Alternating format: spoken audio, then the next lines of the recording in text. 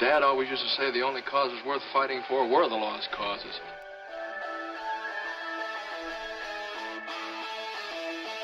The Senator yield. No, sir, I will not yield. Government is not the solution to our problem. Government is the problem.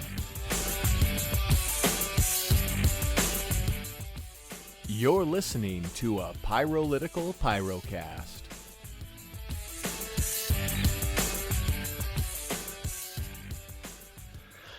Hello and welcome to the Pyrocast presented by Pyrolitical Radio Show. I'm Thomas. And I'm Randall. We got some... The Pyrocast is broadcast every Wednesday at 7 p.m. on pyrolitical.com. Obviously, you're anxious to get going, Randall, I am so go so for it. Anxious. You have no idea. Because we got some fantastic topic tonight. Tonight. Anyway, we're going to talk about the upcoming legislative session and Thomas's trip. Spoiler alert, he's got a trip. We're going to talk about nullification and federal land control. I guess no surprise there. We like talking about federal lands. And then we're also going to talk about the Idaho fish and game scandal that's heating up in Idaho. But before we get into this, we want to invite you all to subscribe to us on YouTube. Go to YouTube and search for Pyrolitical Live, or go to our webpage, pyrolitical.com, and there is a link at the bottom of the page to two YouTube channels. One is our production channel, Pyrolitical, and the other one is Pyrolitical Live, where these get published every week. Absolutely. And there's a lot of content there, so go check that out. Especially at the Pyrolitical Radio Show. There's tons there. But we put this on the live because we're live. If you didn't know that, if you listen to this later, we do these live every Wednesday. And so, Randall, we want to stop with our first topic of the three tonight is the upcoming legislative session for Utah and my trip up there to the state capitol last weekend. If you don't know, the Utah legislature is called a citizen legislature, or I think that's what they call it. Anyway, what that means, it's not professional full-time politicians. They only come up there for 45 days out of the year. Goodness. Not really, though. In fact, we'll talk a little bit about that. I had a question for the chief of staff of the Senate of Utah and the state auditor about special sessions and work during the off-season called the interim. And so the crowd really liked the question, but we'll see what our listeners think. So anyway, last weekend, I was able to attend Libertas Institute's annual legislative training. They call it the pre-legislative Bootcamp. It was not only put on by Libertas, Randall, I wasn't expecting this, but also Americans for Prosperity Utah. Cool. So if you know Americans for Prosperity, they're a national organization, but they have some pretty good conservative and even some somewhat libertarian positions and in policies that they support. So those two kind of commingled their efforts, and I was fine with that. You said you said commingle. I said it, but this was in a free market sort of way. So, Randall, these are the sessions, and I want to talk to you about these sessions I attended. There were three specifically. The breakout session, and every session had three different classes you could go to, and I chose the advanced because, I'm advanced. You're advanced. Don't get the basic intro. Come on. Well, one of them was a tour of the Capitol building. I'm like, I'm not going to go tour this building I've been to 100 times. So Smart. I'll learn some things. Like session one, I went to American for Prosperity's presentation on what big issues they're focusing on in Utah this session. And then session two, I went to how the system works, quote unquote. It said understanding the Office of Legislative Research, the Fiscal Analyst Office, State Auditor, and Legislative Constituency Outreach. I got to believe this was the smallest attended class, that breakout session. Sounds boring, but it actually was fun. And then the third session, I went to the only advanced, and it was Ask a Lobbyist panel. What questions do you have for some of Utah's most effective lobbyists? Effective lobbyists. It was awesome. That's scary to think that you have lobbyists that are truly effective, but I guess that's why they get their money, isn't it? People keep coming back to them. And I stumped him. Randall, and I'm going to tell you how. So anyway, session 1 was the big issues that the Americans for Prosperity are focusing on this session. And honestly, when it comes to 1,099, I was told today, bills have already been pre-filed or registered. Yeah, in Utah. Wow. And they haven't even started yet. January 23rd, if I remember correct. So there's so much for the citizen legislators to do, meaning they come there 45 days. Now, the one thing we were told is that once the gavel drops at the end of 45 days, everything's dead. Is that how it really works, Randall? No, none of those bills raise their head again. They're ghosts forever. No, that's not how it works. I mean, we would love for that to be the case, because it should really be the case, but that's not how it rolls. No. Some of these bills get ran over and over, session after session, year after year. In fact, they talked about one bill where Utah forced insurance companies to cover artificial limbs for kids. And this lady, this was her cause. She had a kid that didn't have a limb, I think. She went for 9 years straight, and they were going to shoot the bill down again. But they didn't. They supported it and forced the insurance companies to cover that. Randall, how would you get these conservative politicians to change their mind all of a sudden, even during that session when they said they weren't going to support it? What would you do? I don't know. How would you change their minds? Lots of boxes of chocolates, free pizza. Well, okay. So even better. Bribes and food. Well, no, even better. You have this 11-year-old girl come who has an artificial leg, and the presenter who's speaking at the committee hearing has the girl take it off and hop over to the legislators and put it up on the desk there or up on the counter. And the legislator that's leading the session, I was really opposed to this before I saw you, but this seems like the right thing to do. We're going to approve this. And they approved it. Yeah, well, I know of at least one other really good example of something like that being employed. Do share. We got to hear this. Well, I think it was 96. This is the federal government, but they were having a committee hearing about global warming at the time.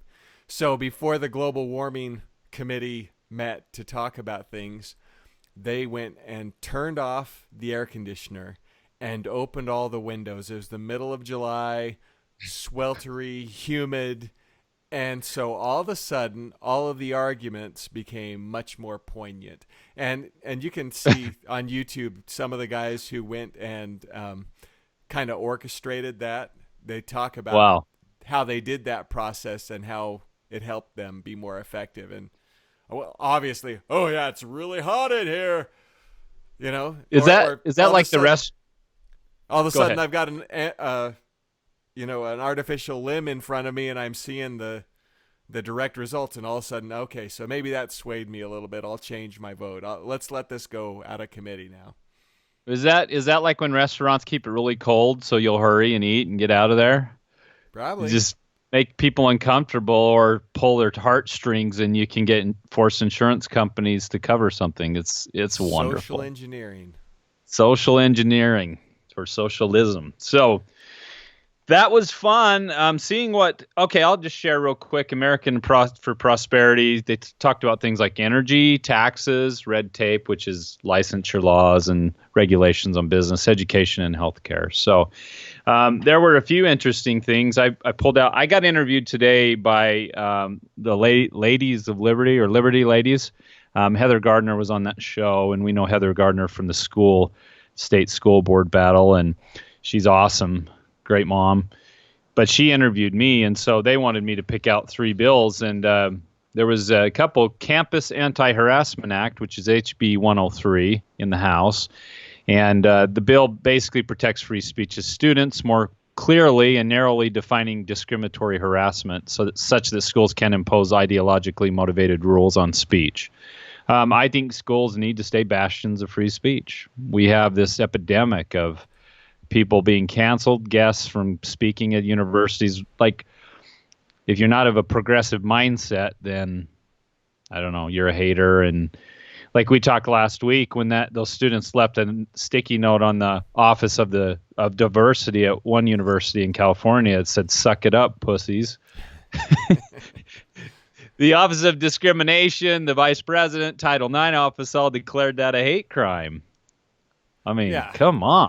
That's adults saying, "Kids, you're being mean." Well, and then we have to add the hate onto that because, if a crime isn't sufficient, we want to be able to add some additional penalty and say it was hateful. Well, doesn't there have to be some hate involved in almost any crime? I'm just saying. Well, I think at Pyrolitical, we are very much on the record of always hating hate. So there you go.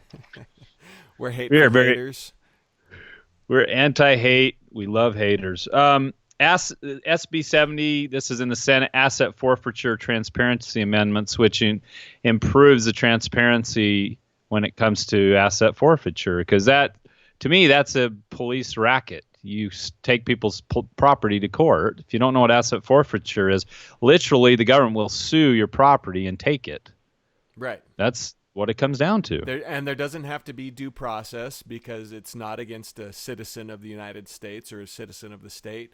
The process is being brought against, $125,324.72, or against, said property at this address. That's how if you read some of these court cases, that's how they line out. It's the state of whatever, state of Utah or state of California or whatever versus, a bunch of dollar bills. It's silly, but obviously they tried to create this as a method to seize property from real bad guys, specifically in the war on drugs, so they could go out and say, okay, this person is committing all these crimes. We know it, but we don't have enough evidence to convict them in court, but we can seize their assets and we can sue the money and we can take it and use it for our efforts to try and get them. Yeah, that's what they say. But it's being misused all over the place. It's crazy. Well, it's also, they say you take away if you use asset forfeiture, you can take away bad guys' property. Therefore, they don't have any resources to sell and fight the case in court as well. So they have all of this thing. They want to harm the bad guys, but anyway, it's just legal plunder. It's theft by the government, right? By law. Okay, the online sales tax bill. Let me say one more thing about this. The asset forfeiture law as stands was set by citizens in 2000, was changed last year with just some small tweaks, the legislators were told. But that was spearheaded by police agencies and sheriff's departments within Utah, from what I understand. So if it's just this little thing, no big deal, then why did the attorney general, former attorney general, and other people get on board to change the language? There's obviously more at stake, and when you dig into it, a lot of money's at stake.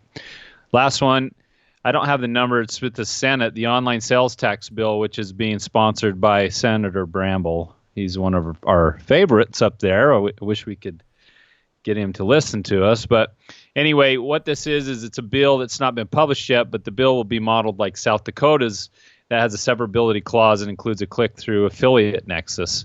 What it does is a state internet sales tax.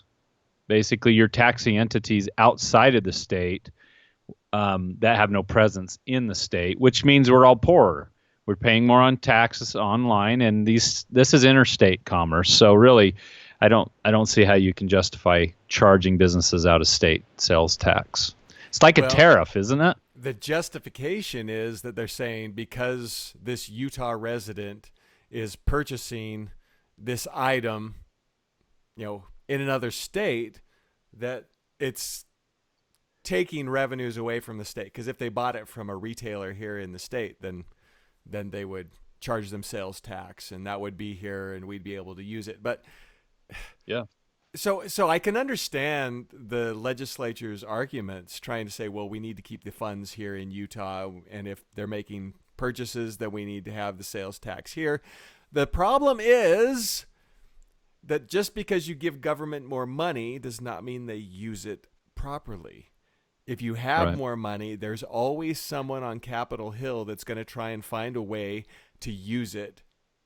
Not save it, but just use it, waste it on whatever program, regardless of the merit of the program. They'll try and find some way to spend it. So from the consumer standpoint, hey, I want to buy that thing over there because I don't want to pay the sales tax. Well, there's an argument this is unconstitutional to have a state force states to tax out-of-state companies. That was a lot of states. Anyway, there's an argument it's unconstitutional because of the interstate nature. But the point is, government takes so much of our income. We find that with the state taxes and with the federal taxes combined, you're working until April or May to shoulder the burden of government. And so we just don't need to be taxed anymore. If you want to make people pay sales tax online, okay, I sell stuff online. Lower the tax rate across the board and make it the same. Make it a fair, flat tax for everybody. And overall, you'll see they've done studies on this I think on the Laffer curve, but you have a certain point where you can't tax more to get more revenue. It starts to peter out. People start making different choices. Companies leave the country. So what you see is that government's always trying to get more out of the sponge when at a certain point there's only so much water the sponge can hold. And that's what the sales tax is all about. It's just trying to squeeze more, blood out of that sponge. And we're all a bunch of sponges, I think, as a people. Well, let's talk about, we're still talking about my trip up to the state capitol. If you're just joining us, Utah State Capitol this past Saturday for the pre-legislative boot camp. I went to the second breakout session, and it was called How the System Works, Understanding the Office of Legislative Research, Fiscal Analyst Office, State Auditor, and the Legislative Constituency Outreach. Only a nerd would go to this class, and I loved it. But here's what happened. So Frugal Dougal's there, John Dougal, and I put my arm around him. I got a picture. I need to post it. I asked him, I said, are you still getting the hard seat? Because there's stories about how they kind of shaft this guy because he's kind of tough as the state auditor. He holds people accountable. And, politicians aren't big on frugality. Your name rhymes with frugal. That's pretty cool. He's got the best name to run for the state auditor. Of course, it could be a double-edged sword, that's for sure. So anyway, this was interesting because the chief of staff, Rick Cantrell, was there, Randall, and he so he bemoaned the fact at one point, and I was trying to keep it light. People in politics, regardless of the side in their office, they get so serious. So I was just trying to have fun. So anyway, he bemoaned the fact that all of these legislators run all these bills just so they can go back to their constituents and say, look how busy I am. Look how many bills I ran. Those darn conservatives or those darn Democrats didn't approve my bill. But look, I'm trying. I'm fighting for you. I'm working for you. But then he followed that up to say, but you do have to run some bills because you can't go back and say I got nothing done. So that was my cue. And so I said, wait, Senator, wouldn't that be a reason to elect someone 100% of the time that they got nothing done and they didn't harm the people? And the crowd laughed. Even Dougal laughed. He's the token libertarian there. And Cantrell just kind of looks at me like, do you actually have a question? So I did have a question. And I actually looked into this because I hadn't looked into it before. I said, I'm concerned there's more and more special sessions during the interim, which is the off season between our legislative sessions, going on, the increasing amount of special sessions. I didn't know, though. I said, how many have we had? He didn't know either. But I have seen since 2000, there has been several. I think one year had 4. Yet this is supposed to be a citizen legislature with citizen legislators who do 45 days of work only. Well, not so fast because Governor Herbert calls special sessions to try to expand Medicaid and other things and education. So it seems like our legislature is getting busier and busier. Well, there's many other states that have full-time legislatures. I know I've seen some mainstream media pieces where they've actually, laughed at Utah for only having a 45-day session. Yeah, those backwards, backwater state rednecks with their multiple wives. They just don't understand what government is. They see it as a positive force, and it's not.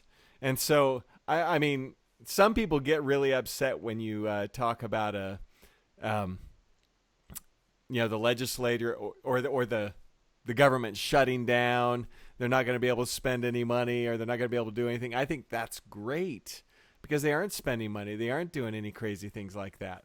And so I think that's fantastic. But yeah, most people, they think, oh, we need to have government doing something. If they're not doing something, then they're wasting our time, our effort, our energy. I say, don't do anything. If you're a legislator and you go to the state capitol and you just sit there and vote no and don't try and pass your own bills, heck, that's the guy that I'm going to vote for next time around. I thought that might be a great platform. Run on that. I will get nothing. I will get nothing done. Vote for me. I would vote for that person. I will vote against every tax increase, everything. I will try to stop it all. And I won't do anything. I'd be all right on the state level with that. I'd be especially all right on the federal. Well, the no party. We're kind of running out of time on this first topic, but the last session I went to was called Ask a Lobbyist Panel, and it said, what questions do you have for some of Utah's most effective lobbyists? Now, I won't give the names of the people that were there, but they were very candid with the audience. So here's the question I asked them, Randall, and you give me a response to this. I said, okay, let's say you have a client. Oh, first of all, I defended their right to do what they do. Free speech is sacred. I don't think there should be any limits in spending in politics. Let free market and free speech reign, free association. So I defended their right to exist. You're so nice, Thomas. So then I said, but what if you take a client whose fundamental interest is contrary to liberty and freedom? You realize you're working against your own liberty and freedom because you live here. How do you guys bridge that gap? It took them a bit, and they're like, well, it's tough, and I loved seeing those lobbyists talk that way. Well, how do I morally justify you're technically my right. occupation? But sometimes they are on the side. Sometimes companies get it. They're throwing off onerous regulations. So sometimes the lobbyists are on the side of freedom and liberty. They just can go swing both ways. So There you go. So I loved it. Swing both ways. I'm a lobbyist. Hey, and if you're looking for a lobbyist, Randall and I will be your lobbyist. We will just only take stuff that's principled on the side of freedom and liberty and reduce the size of government. So call us today. I'm sure there are lots of people that want that. So there you go. That was my trip. There's not much to the money state in capitol. Actually, there is. You just have to be very selective because I talked to one of the lobbyists after, and he said, you can choose whatever client you want. I said, oh, and they made one comment, the House of Cards TV show. I wouldn't recommend it. It's really smutty and gross and awful. But that being said, Bill Clinton said it's 99% accurate. And they said at the broadcast, or at the session, that Utah has a House of Cards, but it's more of a PG rated. But then one of the other lobbyists said, no, you would be surprised what some companies and individuals and politicians will do in the Utah legislature. He says, I've been shocked. Not often, but I do get shocked sometimes. And I'm like, this man's speaking against his interests. There's got to be truth in it. Right. Or he's just nuts. If he's willing to say that and basically decry his own field. Yep. And they both admitted that. They said that several times. They're like, really shouldn't be saying this. But they said that several times, and I'm like, this does not serve their purposes. So it was great. How many people were there with you? Or did you say that already? Total, they said over 400 showed up. They said this was the biggest attendance. I heard that on the news, so I'm hoping that's the case.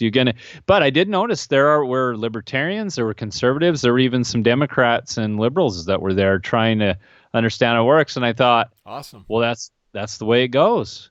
Now, they might use that knowledge they have to try to create more progressivism and more statism, but oh well. At least they're engaged. Yeah. I would rather have engaged progressives, statists, than, like the Lord said, be hot or cold. Don't be lukewarm. Spit you out. Spit you out, brother. Okay, so that was my trip, Randall, and I really recommend you attend trainings like that. Oh, Southern Utah, this Saturday, they're going to have a training here, Libertas Institute. I'm planning on going to that too. You say, Thomas, you know it all. No, I don't. No, there's lots you can do. As well. You know why I'm going? To see Randall and to see other like-minded patriots. Brian Hyde, our freedom-fighting friend, he's been on the radio forever. We have other friends that'll be there. So to me, that was the most powerful thing, Randall. I met a lot of people, and they say, oh, I've seen you, Firestarter or Pyrolitical, or it's so weird to know people well that you've never seen before. I love this age. So yeah, anyone listening, come on down. You can meet us. We'll both be there. It should be fun. We will sign whatever you have, or you can sign whatever we have, whatever. Sounds good. We'll do it. Well, let's get into topic number 2. I feel like I need a gong. Number 2. Nullification and federal land control. Anyone watching or listening, what does nullification mean? What does it mean to nullify? Randall, give us the dictionary definition of nullify. Dictionary definition. To nullify something is to declare it null. to declare it of no value, no worth, not applying. Void. Yeah, it's got no value. Basically, in programming, if you say something is null, it's empty. It has no value, no attributes. It will have no impact. So nullification is the process of doing that to legislation. Right. Yeah. Saying you don't apply. Well, and I kind of have maybe modified this definition incorrectly, but I say nullification means no. In a federal and state sense. If we believe that the states are sovereign bodies, meaning sovereign entities that signed a contract with each other called the Constitution, that's kind of a weird way of looking at it, but it's called a compact. I looked up one time the term federal. I had no idea what federal means. And you know what? The core is league or covenant. And I first thought of the League of Extraordinary Gentlemen, where these sovereign individuals come together with these superpowers and they do things. But if it's a covenant, it's an agreement between a voluntary agreement between parties. The late Stephen Pratt, who was a great teacher of constitutional principles, said that this is a voluntary contract. The right of secession, the right to enforce the contract, everything under that contract or compact, as the founders called it, is negotiable. It is not set in stone. I'm not a living document guy, but there are mechanisms in it to change it. And there's a fundamental understanding between the founders that this was a voluntary contract between sovereign bodies. Am I wrong on this, Randall? No, I think it was. It was a voluntary contract. But the others those that would oppose that viewpoint would say, well, maybe it was a voluntary contract, but once you had, 9 that signed it, it became binding upon all that were there.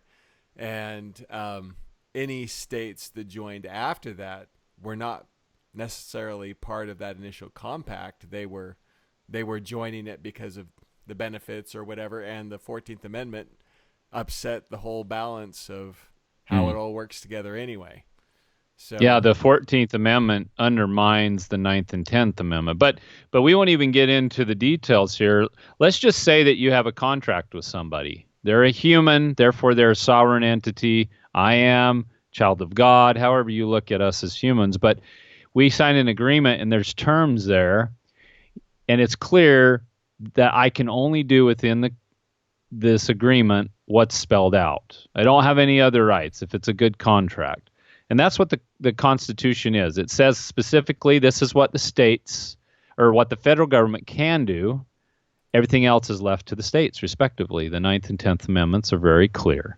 So the people retain all the powers that aren't designated specifically to the federal government. So if federal means league or covenant, it is a covenant between these states. And so to me, that's very self-evident. Now, if you have this contract and you violate it, let's say you have a contract to drive someone's car once a day, but you go and you drive it twice, and the punishment is you lose that privilege. Well, if you drive the car twice, you should lose the privilege. And that's what we're saying. We say no to the federal government, not to undermine the union. I mean, we do have a binding agreement here, but to make sure that that federal body, that third party, stays within the contract. It's not about anti-government here. We get accused of that a lot, Randall. I think our kind. Yeah. It's like, our kind. Well, I don't want to leave the U.S. Yeah, Americans. Our type. Aliens. I'm not saying it was aliens, but it was aliens. Anyway. Totally. So aliens. I want to share a little bit from Tom Wood. Is that okay? Do you remember this book, Randall? I'm showing it on the camera here. Remember when we interviewed Tom Woods back in 2000, was it 2010? Something like that, yeah. It's been a while. He wrote this. Well, he wrote this book, and I worked on him for 6 months to get him on the interview, and the day it came out, we had Tom Woods on there, and you can still find that somewhere in the ether of the net, the Ethernet. Anyway, but he says about nullification, telling the feds, no is not a silver bullet. It cannot solve all problems, and carrying it through effectively will be difficult. But is that so surprising?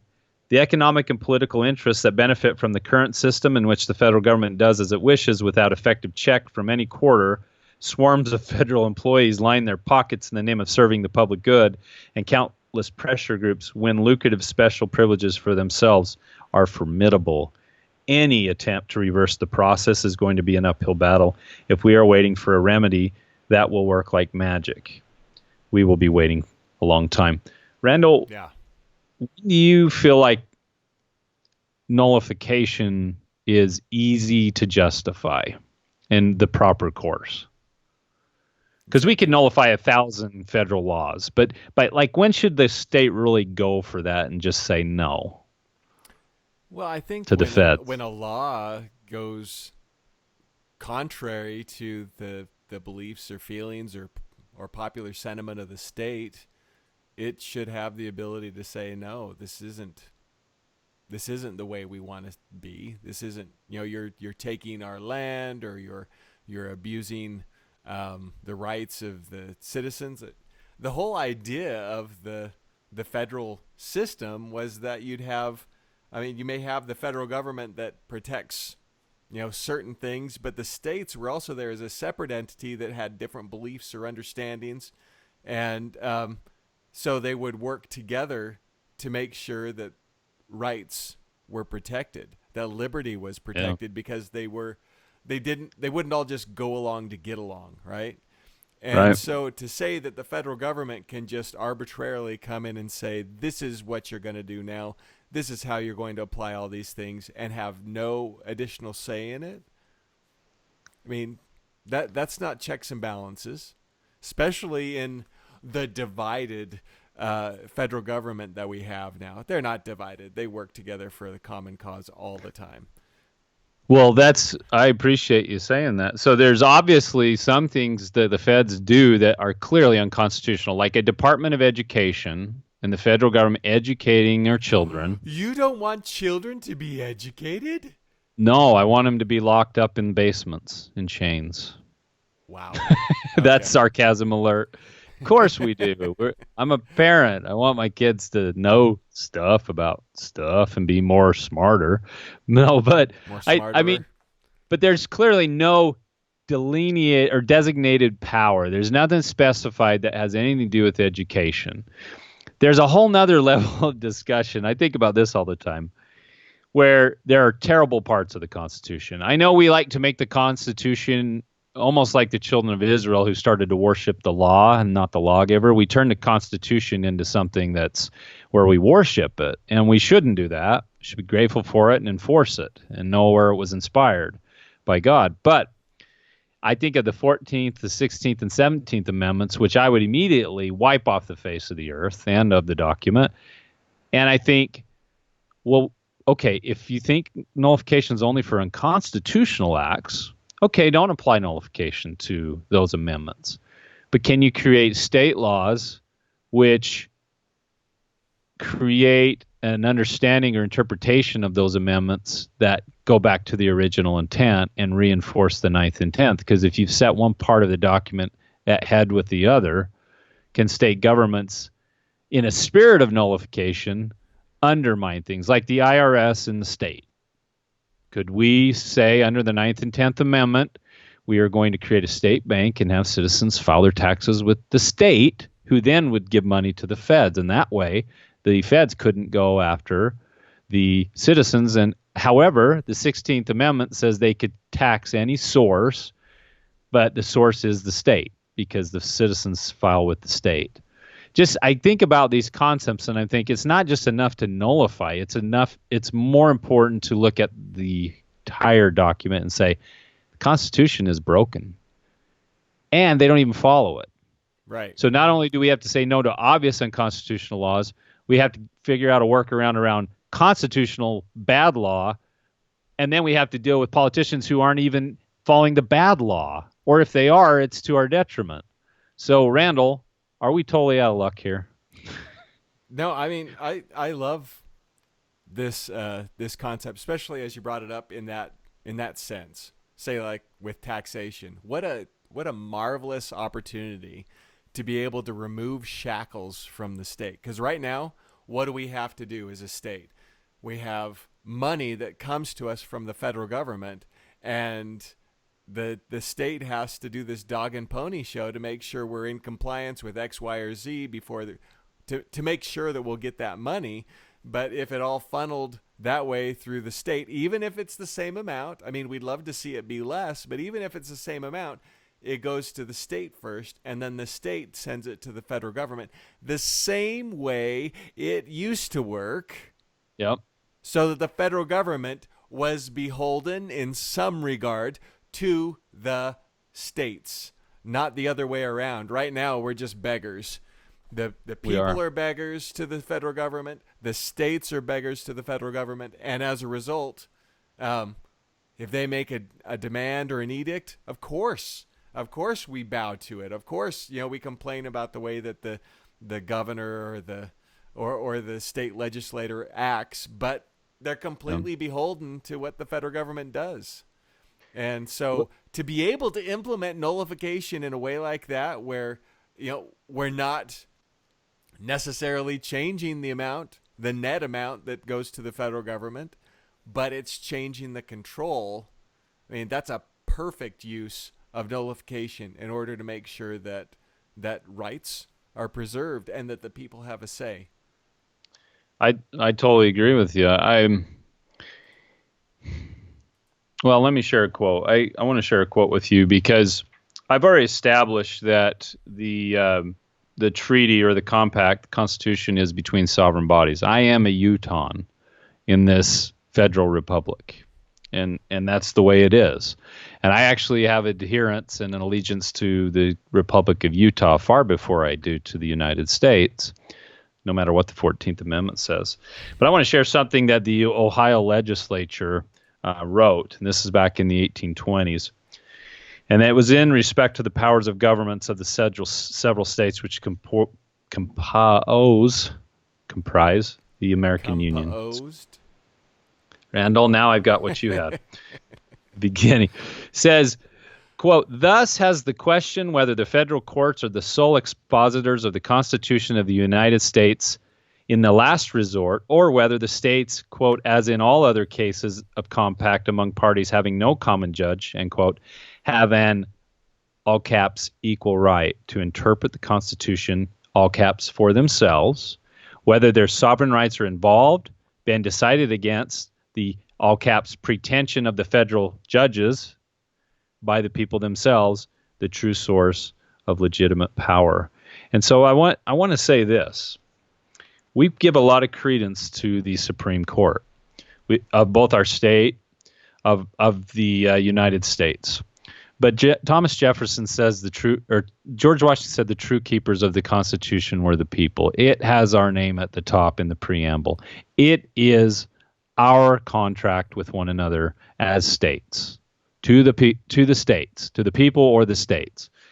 And so I want to say this, and I think we need to embrace this philosophy that we are the final say and interpreters of the Constitution, and that legislature got that.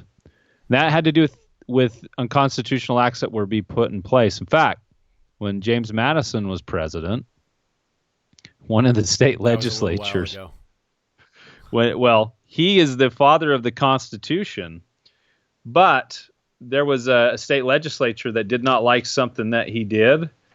In fact, they come out and said to him, the principles that you espoused when you were young, you're betraying, once he became the executive. I'll find that because it's such a burn. But they even said to the so-called father of the Constitution, oh, here it is. Massachusetts legislature went on to make express reference to Madison, who was now the president, quote, "This is the spirit of our union, and thus it has been explained by the very man who now sets at defiance all the principles of his early political life," end quote. Ooh, burn. Yeah. Ooh, Massachusetts getting their groove on, man. I loved that. But they were upset because he had created this embargo, and they said, you don't have the constitutional authority to control things in our state like that. Our ports, we need commerce. So even the founding fathers went astray at times. I mean, we watched that one musical with what's his name about religious freedom in Virginia, and he was so far off on that. The liberty or death man. Right. He was going to have the state fund religion. He lost. It was a good his thing. Ego took over. But that's the thing. I think what we had was this amazing burst of freedom and intellect that all kind of coalesced around the creation of first the Declaration of Independence and then the Constitution at the end of the Revolutionary War. And those two things together, they were created by a group of men that had inspiration behind them, but that didn't mean that those individuals were infallible. And each of them made their own mistakes as time went on. You know, I mean, like even Patrick Henry, you know, he was an anti-federalist, so he talked about all the problems that could happen with the Constitution, and a lot of the ones that we see today, he saw that they would happen. But at the same time, he benefited from what the Constitution created, you know, in his home state. So anyway, they're just, each of them, you know, it's tough if we deify these men who were great men. They did great things, but they were still mortal. And when we deify them, I think it does them a disservice. Absolutely. I want to say more about the Supreme Court, because when Chris Ann Hall, who's a friend of our show, and she went to lunch with Randall and I, we did this 35-minute interview with her. One thing she said that week she was here is that the courts do not issue rulings. They issue opinions. And so that word ruling, I mean, that's what you give to monarchy, to royalty, is they rule us. And really the court is a body who makes rulings, interpretations, or opinions of certain laws. But if this is the thing I don't get. I was on politifact.com today, and there's the topic of Western states and public lands, and the constitutional authority for the federal government to own land outside of the property clause, which is very small in the Constitution, is not there. Judge Napolitano was talking about it. But here's how the counter went with this article. It says, the short answer is that the Constitution, through the property clause, specifically gives the government the power to own land. Now, yes and no. Mm-hmm. And then they say, over time, the Supreme Court has ruled that not only does the government own the land, but it enjoys broad rights in deciding what happens on that land. And listen to this.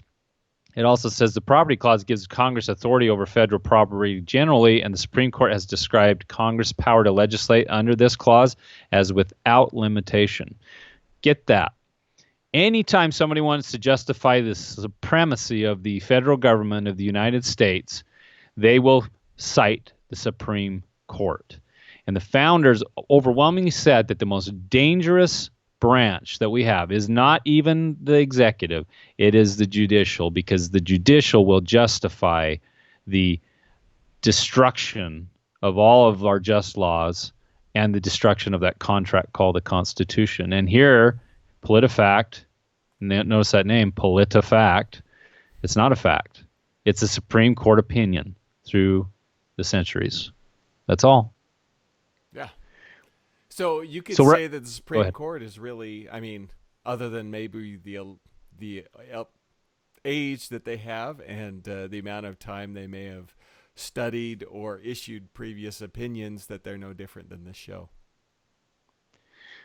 Well, I wanted you to know too, the Heritage Foundation, which is seen as a conservative think tank and activist organization in DC, says much the same thing on its online guide to the Constitution when it talks about Article 9. So this is supposedly a conservative. You got to watch the C word, folks. That's how we get manipulated by the Republican Party. The conservative think tank is also saying that the federal government has unlimited control over federal lands. Now, Randall, what I was thinking about, we're going to go into another story here in just a minute, our final story. But as I was thinking about this, I thought this is a mindset of intelligentsia, of professors, of politicians, of the federal apparatus, that the Supreme Court is the federal government is the law of the land, the rulers, and that they supersede any state laws.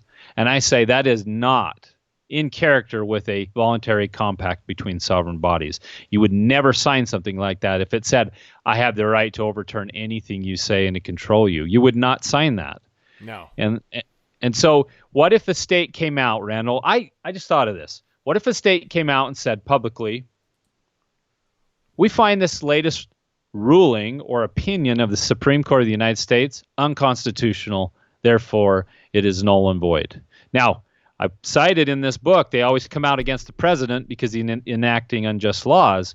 But what if the state legislature actually called out the Supreme Court of the United States? What do you think would happen? Even there, I mean, there's supposed to be checks and balances for each branch of the federal government. So even within the federal government, the legislature is supposed to be a check against the judicial. They never do. No. But the executive. Yeah. But I think that this would be that would be an appropriate use of checks and balances for the states to say no, that we have a different opinion of how that should be interpreted. I'd love to see this cascading waterfall. Okay, the executive comes out with this law, right? We're going to declare Bears Ears a national monument, 1.3 million acres in Utah. And Utah's legislature says, nope, it's unconstitutional. We don't recognize the Antiquities Act. Sorry, you can't do this. You don't have the authority. Then Congress gets angry, right? And they pass a law that says, well, you have to follow the Antiquities Act. And so and they use the Supreme Court opinions through the ages to bolster their opinion. So basically all three branches of the executive government or of the federal government come against the state, and the state says no to every single one of them. I just would love to see that. I would love to see what would happen. Because you know that even though they pretend to be opposed with their two-party system and all this, all three of those will unite as they did in the Obamacare, the Affordable Care Act, and they all made it happen together. So they're not as dysfunctional as we think they are. No, I mean, you've heard me say this a bazillion times, but I don't think I've seen many canings on the floor of the Senate recently. You know, people get along. We need some. Yeah, there have been no fists pulled and attacks of that regard. I mean, there may be verbal attacks back and forth, but as far as physical attacks, they just don't happen anymore. And so to say that you know, things are worse than they've ever been and people just don't get along, it's a bunch of poo. It's always been. Hooey. Hey, Whichever. John Adams and Thomas Jefferson said terrible things about each other and didn't talk for like 20 years, and they were best friends before they ran against each other. And then at the very end, they both died on July 4th together. 50th anniversary? Yeah, it's like rumored they both said each other's name towards the very end. So it's like politics just. That's why I joke at these events, these political events. Randall, we got one more story. So we are in our third and final story. We do 3 stories during this broadcast because we're that awesome. Here's some more meat for you folks. Speaking of, I guess, federal, or let's do that again, corruption. We found this story. There is this scandal going on in Idaho with the Fish and Game. And Randall, you want to segue that? My computer's kind of freezing up here. I'm working too hard. Well, it is, apparently.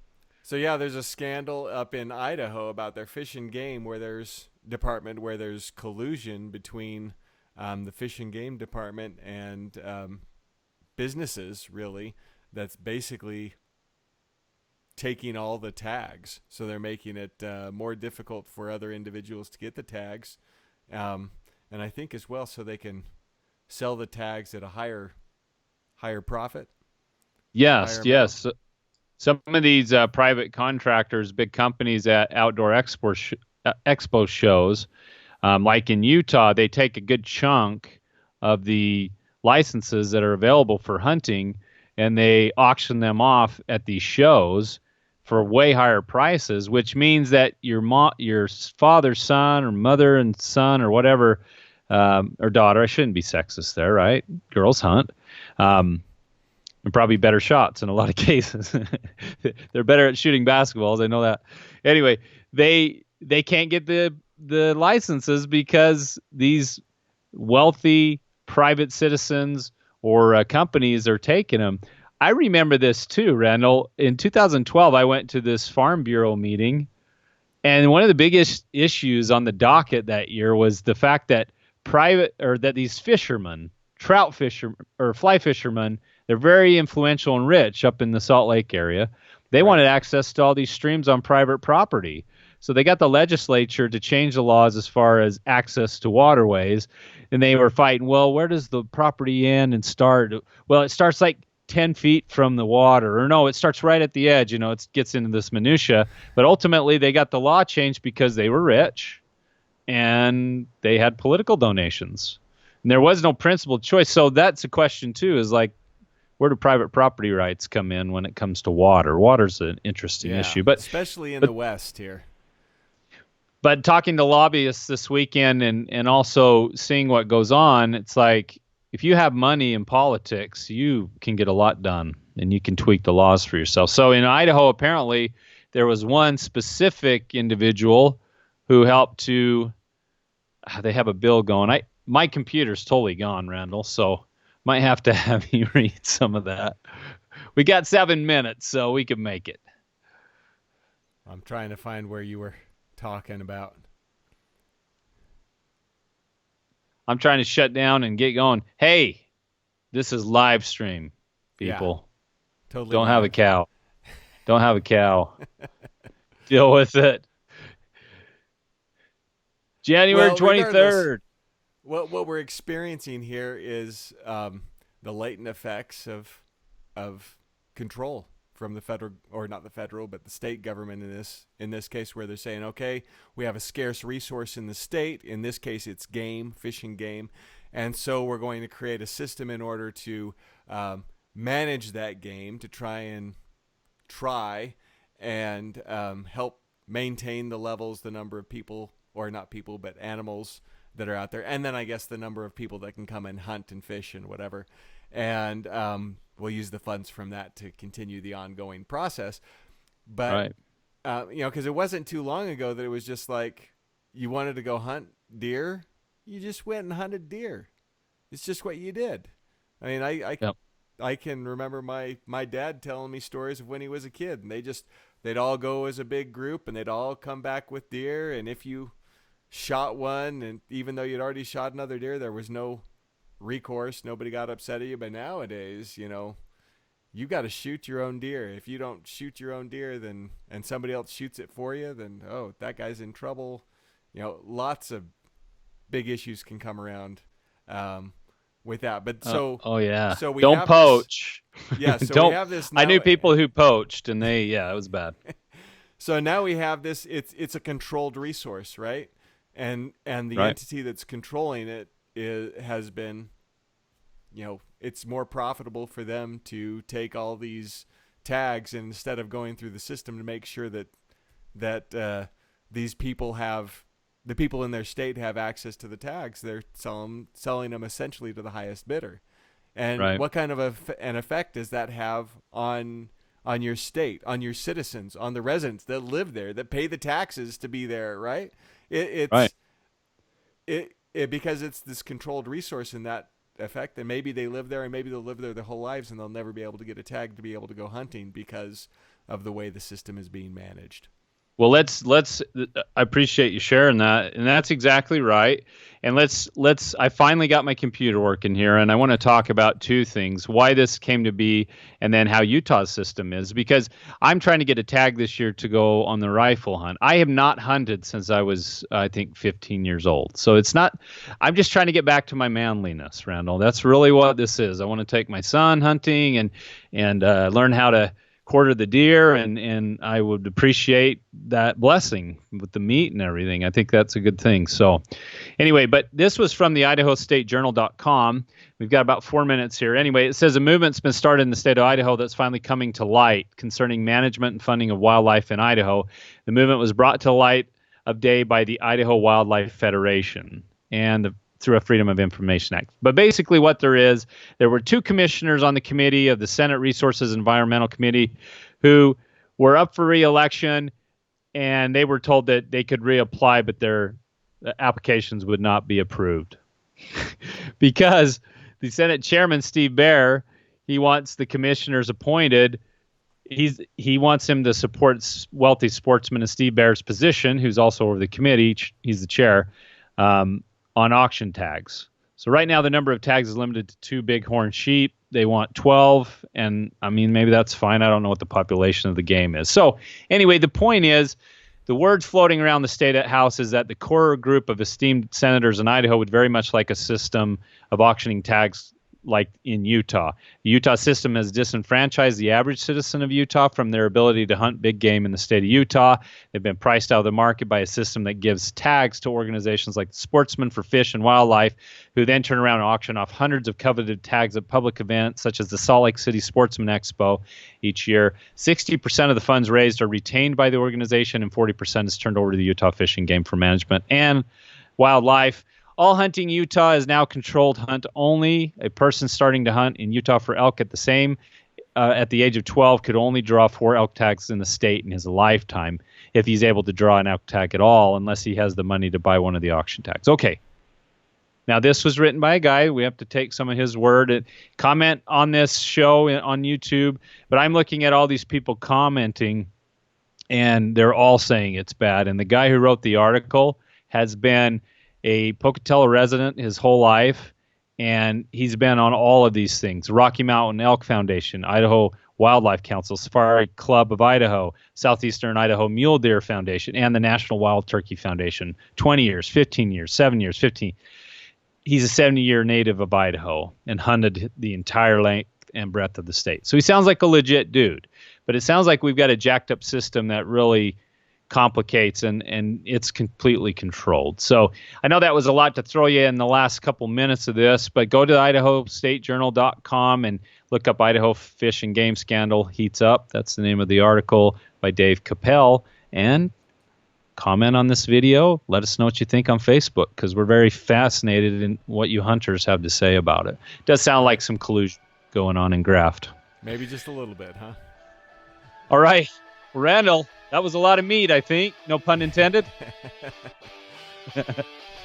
Thank you for joining us tonight for the Pyrocast.